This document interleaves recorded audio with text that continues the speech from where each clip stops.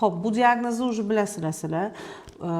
Plikistoz tuxumdonda follikulalar ko'p. 5-7 ta follikula shundan oshmasligi kerak. Shuning ichidan ham bitta kattasi yetilib, menstruatsiyani 14-kuniga borib yoriladi. 3 kun kutadi, spermatozoid kelib urug'lantirishni, qo'shilib orqaga qaytib kelib yopishsa, shu narsa homiladorlik deyiladi.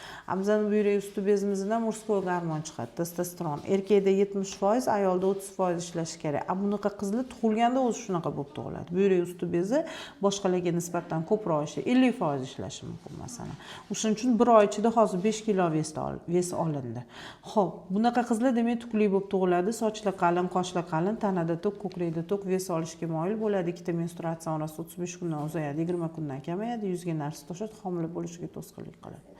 Uzi qilganimizda bu kartinani ko'ramiz. Follikulalar ko'payib ketadi, yetilmaydi, yorilmaydi, ovulyatsiya bo'lmaydi. Kasallik emas, nasliy holat. Lekin uzi tasdiqlagandan keyin biz bunga lecheniya qilishimiz kerak. Homila xohlayotgan bo'lsak agar, umuman qilmasak ham ves ham olinaveradi, yuzdagi ugrilar ham baribir odamga yoqmaydi. O'shaning uchun hammasini lecheniya